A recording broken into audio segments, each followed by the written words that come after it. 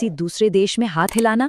देखने में तो ये बस एक सिंपल सी तस्वीर लगती है, लेकिन उस एक तस्वीर के पीछे दुनिया का सबसे महंगा, सबसे कॉम्प्लेक्स और सबसे सीक्रेट सुरक्षा ऑपरेशन छिपा होता है।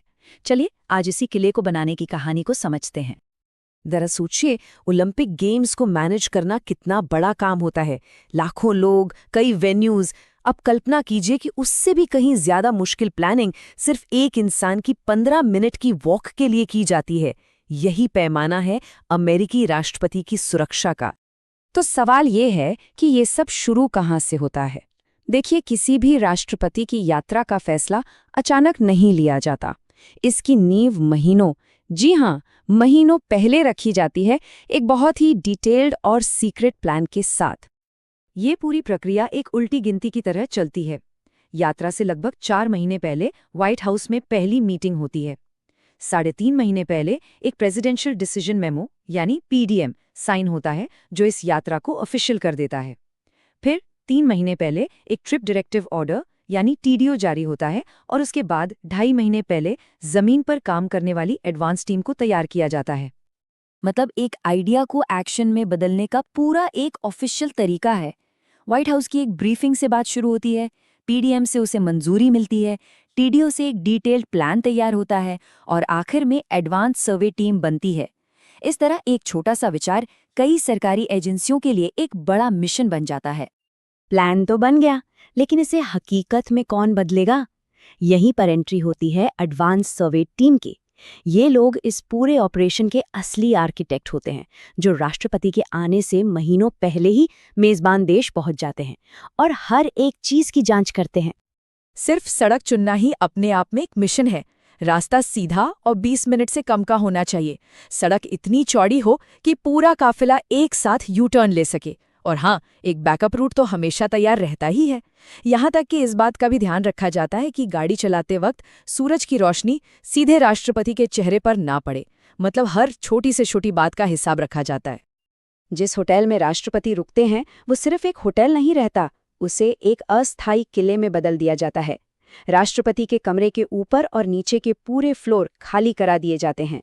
जासूसी से बचने के लिए सारे के सारे फोन, टीवी, सब इलेक्ट्रॉनिक डिवाइस हटाकर अपने लाए हुए डिवाइस लगाए जाते हैं। खिड़कियों पर बुलेट प्रूफ ग्लास लगते हैं और एक डुप्लीकेट किचन बनाया जाता है, जहां खाना टेस्ट करने के लिए एक पूरी माइक्रोबायोलॉजिकल लैब भी होती है। और सुरक्षा किस हद तक जाती है, इसका सबसे हैरान करने वाला उदाहरण शायद यही है। राष्ट्रपति की टॉयलेट सीट भी व्हाइट हाउस से ही लाई जाती है। वजह यह है कि कोई भी उनके वेस्ट का एनालिसिस करके उनकी सेहत से जुड़ी कोई भी जानकारी न निकाल पाए। जब यात्रा में बस कुछ ही हफ्ते बचते हैं तो एक दूसरी एडवांस टीम पहुंचती है। ये होती है एक्शन टीम। इनका काम कागज पर बने प्लान को जमीन पर उतारना होता है, जिसके लिए फुल स्केल पर रिहर्सल और मॉक ड्रिल्स की जाती हैं। और ये कोई आम सुरक्षा इंतजाम नहीं होते। रास्ते में अस्थायी दीवारें खड़ी कर दी जाती हैं। कुछ देशों में तो बंदरों को भगाने के लिए लंगूर की आवाज निकालने वाले लोगों को काम पर रखा जाता है, और यहाँ तक कि आसमान से पतंगों को हटाने के लिए खास काइट कैचर टीमें भी तैनात होती हैं।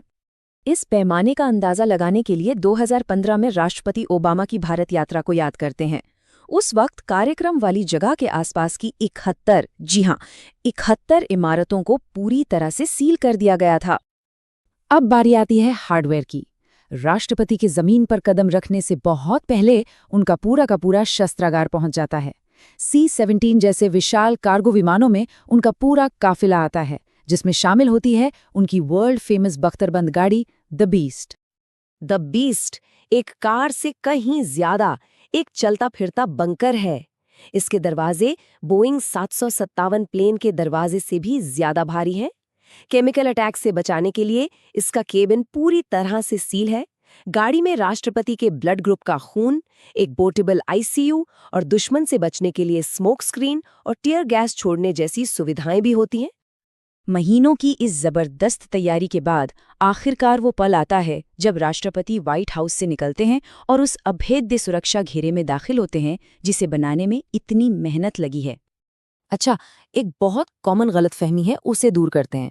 एयरफोर्स वन कोई एक खास प्लेन का नाम नहीं है, ये एक कॉल साइन है जो अमेरिकी वायुसेना के किसी भी उस विमान को दिया जाता है जिसमें राष्ट्रपति सफर कर रहे हों। और ये विमान एक उड़ता हुआ व्हाइट हाउस है जो परमाणु धमाके से होने वाले ईएमपी अटैक से भी सुरक्षित है। तो जब राष्ट्रपति जमीन पर होते हैं तो उनका जो काफिला चलता है वो आखिर दिखता कैसा है? ये सिर्फ कुछ गाड़ियों का ग्रुप नहीं है, बल्कि बहुत कुछ होता है इसमें। ये एक बहुत ही सधे हुए तरीके से चलने वाला मोबाइल इकोसिस्टम है। इसमें सबसे आगे रूट और पायलट कार होती हैं जो रास्ता देखती हैं। स्वीपर्स ट्रैफिक को कंट्रोल करते हैं। फिर आती है असली गाड़ी, द बीस्ट, और उसे छिपाने के लिए उसकी जैसी ही दिखने वाली दूसरी गाड़ियां। वॉच टावर नाम की गाड़ी इलेक्ट्रॉनिक सिग्नल को जैम करती है और काउंटर असॉल्ट टीम किसी भी हमले का जवाब देने के लिए हमेशा तैयार रहती है। राष्ट्रपति हमेशा सुरक्षा के 7 लेयर्स यानी 7 घेरों के बीच में रहते हैं। सबसे बाहरी घेरे में होती है लोकल पुलिस, फिर अर्धसैनिक बल, फिर नेशनल सिक्योरिटी गार्ड के कमांडो, फिर स्नाइपर्स, और सबसे अंदर के घेरे में राष्ट्रपति के ठीक बगल में होती है अमेरिकी सीक्रेट सर्विस। और इस पूरे ऑपरेशन की कीमत देखिए, ऑफिशियल आंकड़े तो कभी बाहर नहीं आते, लेकिन एक अनुमान है कि राष्ट्रपति की सिर्फ एक दिन की विदेश यात्रा पर करीब $200 मिलियन का खर्च आता है। मतलब एक ऐसी रकम जिस पर यकीन करना भी मुश्किल है। तो ये सब हमें क्या बताता है? जब एक इंसान की सुरक्षा के लिए इतने बड़े पैमाने पर रिसोर्सेज, प्लानिंग और पैसा लगता है, तो ये हमारी आज की दुनिया और उसमें मौजूद खतरों के बारे में आखिर क्या कहता है? ये एक बड़ा सवाल है जिस पर सोचने की जरूरत है।